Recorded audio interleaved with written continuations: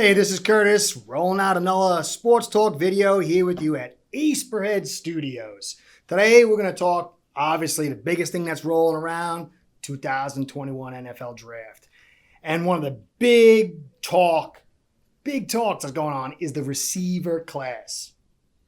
Receivers are deep, and they're expected to go high and fast in the top 10.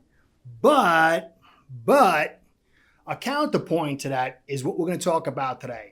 And my point would be buyers of the receivers in the 2021 draft, beware.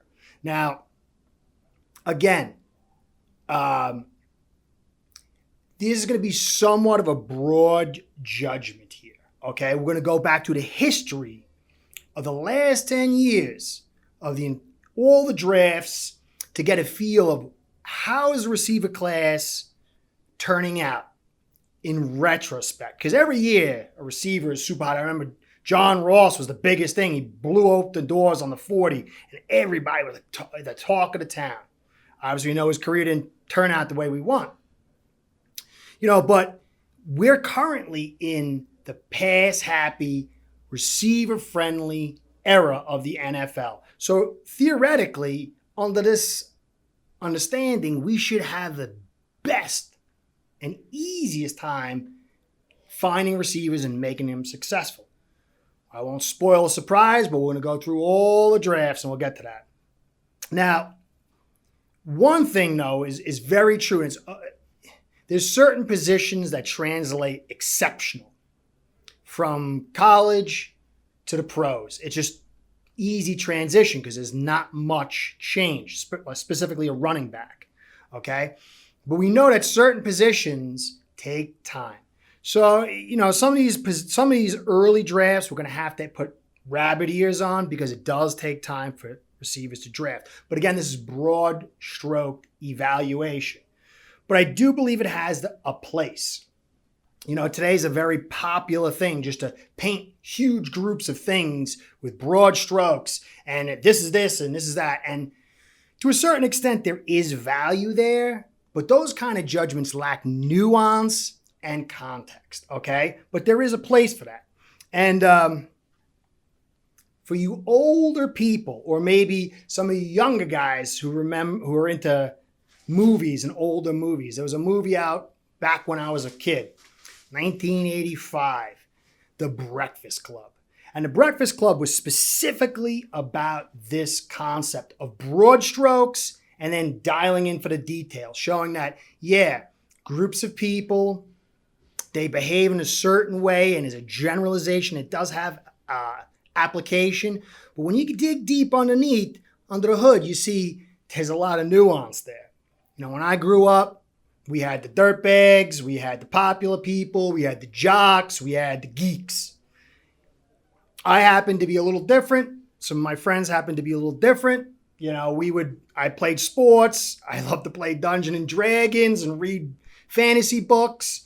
I loved to, do some partying type stuff. Wasn't really popular, so I guess I was 3 out of 4 ain't bad. But I and some of my friends were the exceptions. But when you looked at the groups, you knew that if they were jocks, they were at least playing some sports. So there was some truth to that. The popular people, they were trying to become class president and president of the United States, and they were trying to have everybody love them. Obviously, when you dig down under the details, it's a little different. Same with the dirtbags and the geeks, you know what I mean? So you can dispel some of that myth. But when you go and look at 10 years of drafting, something pops out very, very clear. So let's dig down and we'll start going backwards from 2020 all the way to 2010. So the 2000, and we're going to do I'm going to do a little formula at the end. I'm going to go through the list of players drafted, when they were drafted, and what part of the draft won. Was it the top 10 that won it, the first round, the back, meaning like the second to the fourth round, or deep fifth and beyond? And we'll tally up each draft's wins, and I think you'll see a little surprise coming your way. So 2020 draft. It was a very popular draft for receivers. You had Ruggs taken at 12,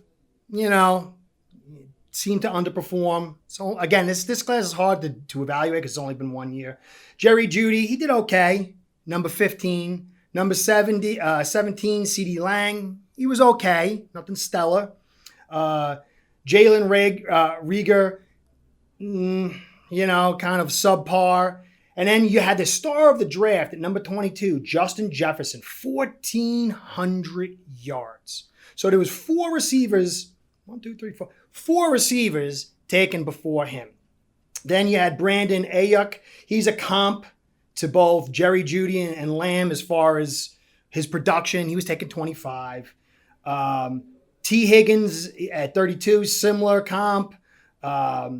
Pick Claypool, he was pretty decent, number 49. 128, Buffalo drafted Davis. And he's a comp to some of these top-level players. He had a pretty solid season. And then Darnell Money, he had a so-so season. But when you look at it, 173 compared to Ruggs, who was the better value? Okay, but still early. We can't really put much stock in that. So I would say first round won that one with Justin Jefferson at number 20-something, 22.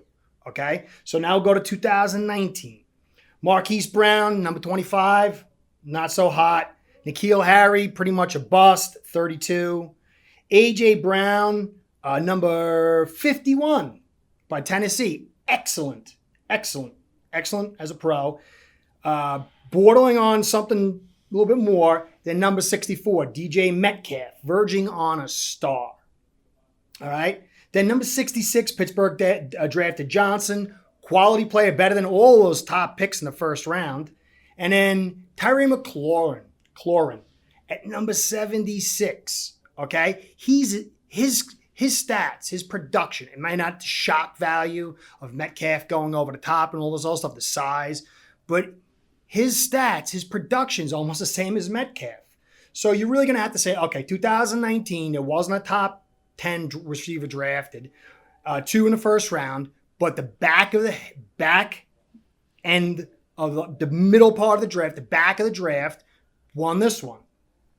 All right, so far right now, no 2 years, no top 10 receivers picked. Okay, 2018.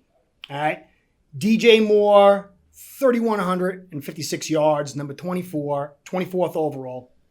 That's a good career so far. But he's number 24th. Calvin Ridley, similar numbers, number 26, quality player, similar numbers. I mean, you could see both these guys explode in year 4, 5, and 6. All right.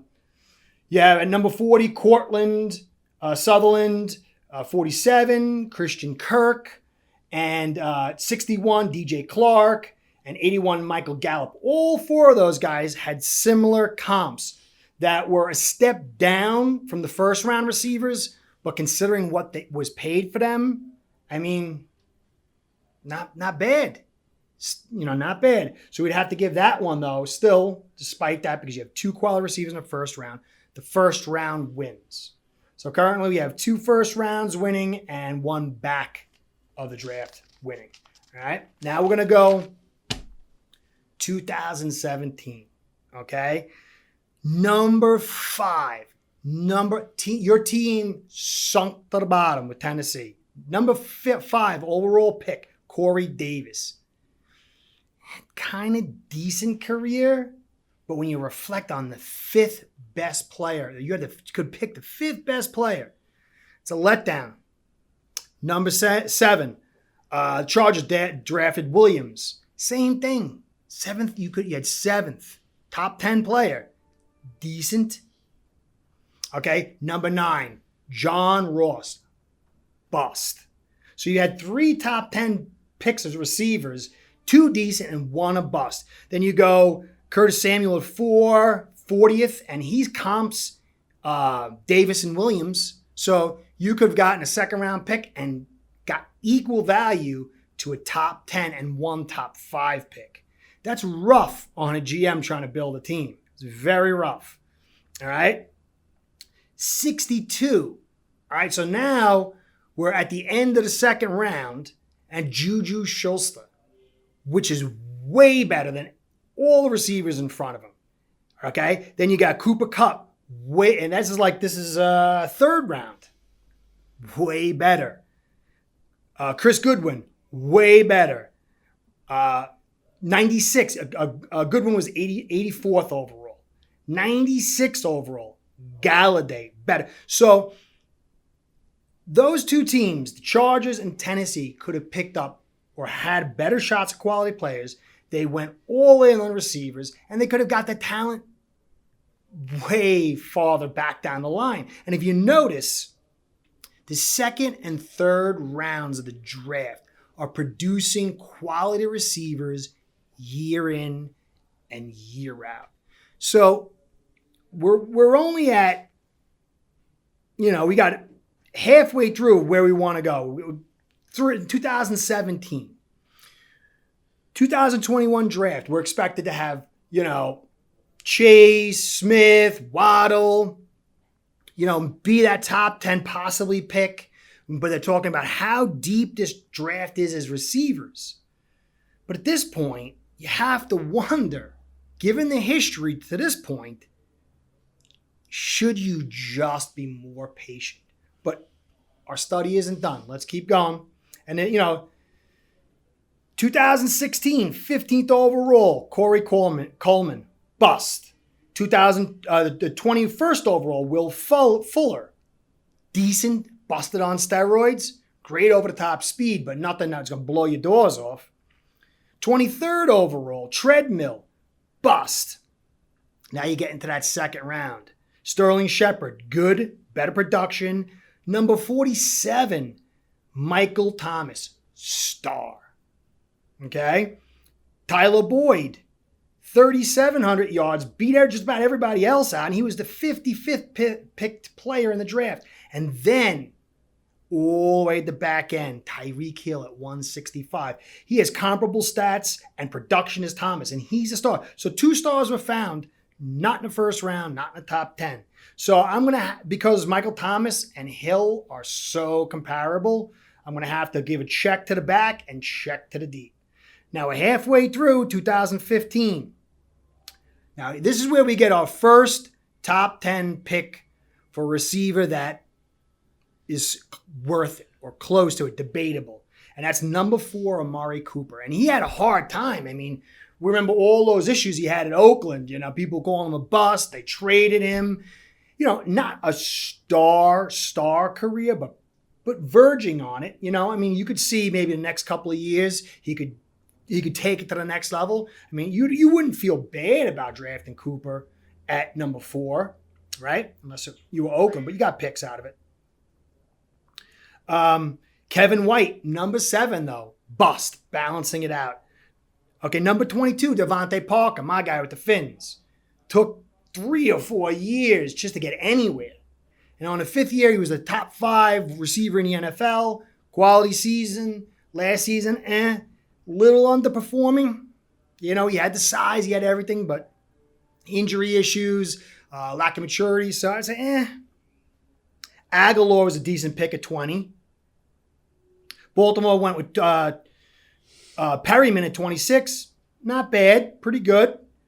29th pick was Indianapolis with Dorsett. Bust. Tyler Lockett, better production than everybody, and he was at 69. 105, Crowder, okay? And he has 4K yards. And then you go all the way back to 146, another balancing out of Stephon Diggs in the 5th round.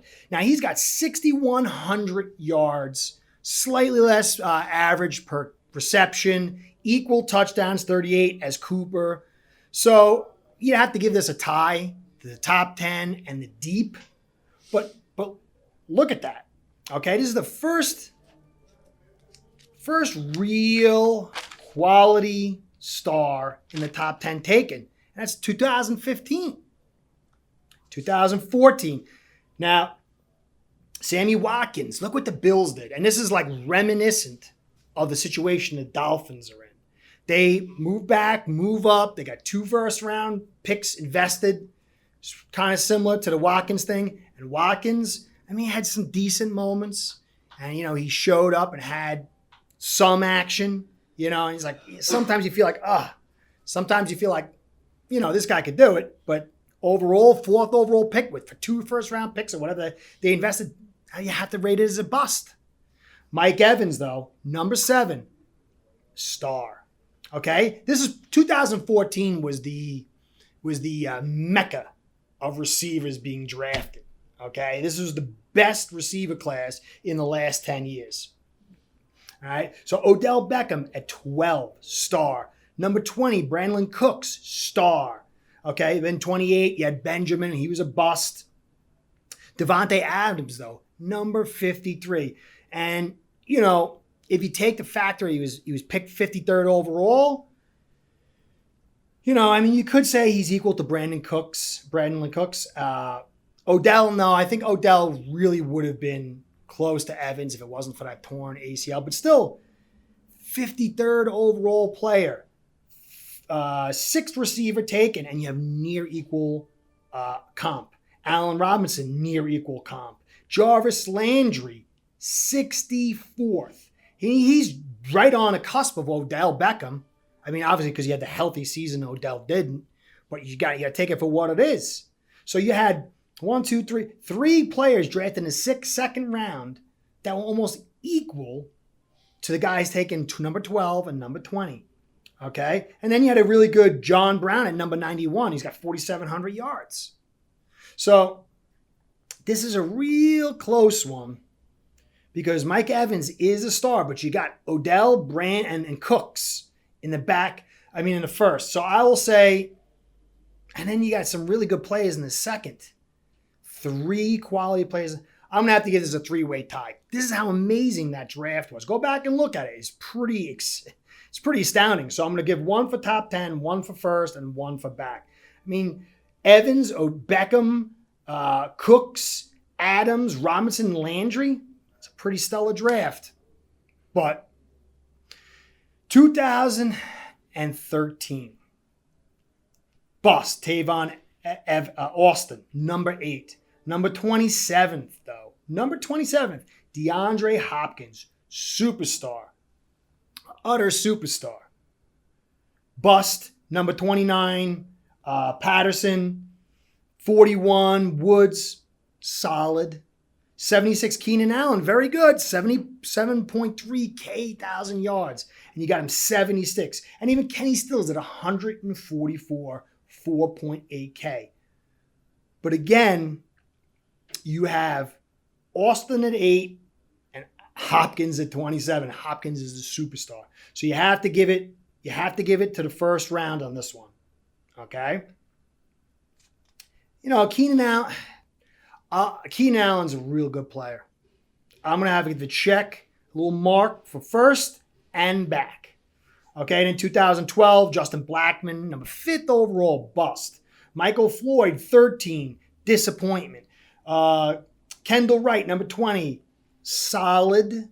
30, A.J. Jenkins, bust. Alshon Jeffries, though, number 45th overall, 6.7K, good. T.Y. Hilton, star, 9.3K, 92nd overall. And then you got Marvin Jones, 166th for 6K. So we're going to have to give this to the back as well. But you notice how the trend keeps going. There's really not many receivers taken in the top 10. And of those taken in the top 10, it's not a high hit rate. And even in the first round, it's touch and go. So 2 more years, and this is the epic. This is what I think most people, most fans that want a receiver drafted or teams that are looking to draft receivers, they're looking towards the 2007 draft as the template, as the oasis in the middle of the desert to go to, as validating drafting a receiver in the top 10. And that is A.J. Green at number 4 and Julio Jones at 6. Both Hall of Fame. AJ Green near Hall of Fame, if not Hall of Fame. I mean, this is the best top 10 by far. These both are studs. Excellent. But then, you got Baldwin at number 26. Bust. Torrey Smith, 59th. Solid. Randall Cobb, 64th. 6.7K receiving yards. Solid. I mean, obviously it goes to top 10 here. But we're at 9 years in. This is the first time you had all the receivers taken in the top 10 turned out to be worth their value. Okay? That's not good odds. So we'll finish this off. 2010. Demaryius Thomas, taking number 22. Near star, 9.7K. He was dominating with the Broncos for a while. Dez Bryant was near star and then kind of fell off. 24th overall. Golden Tate, though, was almost an equivalent, taken 60th. And then Pittsburgh, Emmanuel Sanders, okay, 8.6K yards, number 82 overall. And then, way at the end of the draft, they had Antonio Brown at 195th overall. Superstar. Of all these pages, he's a top, 5 receiver out of all these receivers taken. So you have to give it to deep.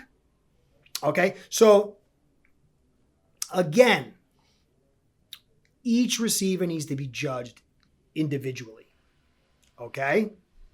Each receiver needs to be evaluated in a broad stroke and then dial it into the details. Okay, you watch the tape and all that stuff. More importantly, though, I think it's the character. We're never going to get that. We're not having interviews. We're not hearing any of that stuff. All the coaches are. So as fans, we're kind of basing it on, stats, needs for the team, film, analytics.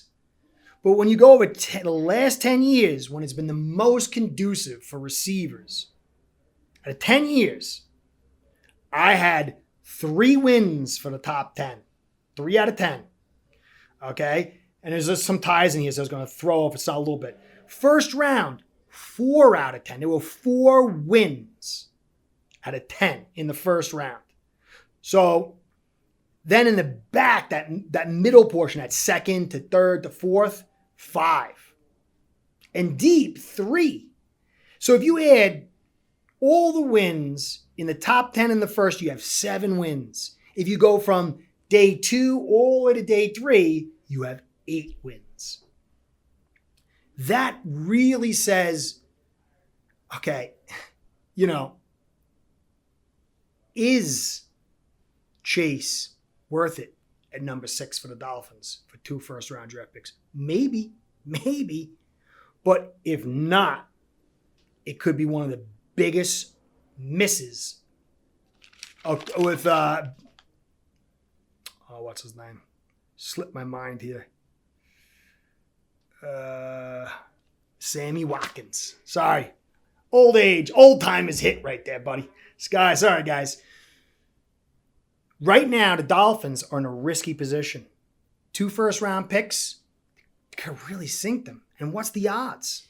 Then I hear some people saying take Waddle at 6 or Smith, who's 166 pounds at 6. When you look at the 2011 draft, the 2 main themes for that awesome top 10 acquisition of receivers, AJ Green and Julio Jones, was size.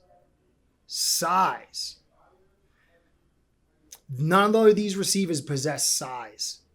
And to me, that makes it very, very risky. Size does not guarantee anything. We've seen other receivers taking a top 10 with size. But it just puts extra onus on this draft. Is very risky moves. Even for me, if the draft is this deep, what everyone's talking about, is it worth it to go that early and not let it play out and wait for one of these other receivers to fall down to you, maybe in the first half, the back end of the first round or somewhere in the second round? It's just seems so risky. But as we can tell, Odell Beckham, Evans, all these guys, if you get lucky and you get that player, it can change the scope of your game. It's just not as high a win rate.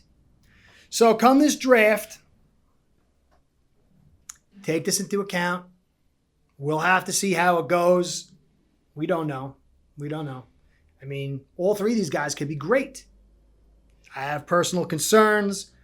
I know that, as Smith said, it's not about being bodybuilder, but you're taking hits, and you also play with a great cast where you're seeing lots of one-on-one. Waddle, I know he's fast, super fast. A lot of interesting tape to see, but there wasn't really a lot of consistency there, not big. Chase, he definitely has intrigue. Strong, man, very strong. Solid, fast. 6 foot, for me, it's risky. Anyway, I've gone through all these notes. I'd like to know what you guys think. At the end, team's going to pick them. Some people are going to be right, some people are wrong. What are you thinking? I'd like to hear your comments about what you think is going to happen with this NFL draft. How do you think the receivers are going to play out? And am I wrong or am I right? Thank you for staying till the end. I hope you enjoyed the content. I put a lot of time to get some numbers in here, how to use a lot of paper reading. Hope it didn't bother you too much. Thank you for staying. If you enjoyed it, please like, comment, and subscribe. Thank you again. And we'll be here covering the NFL draft. Be well.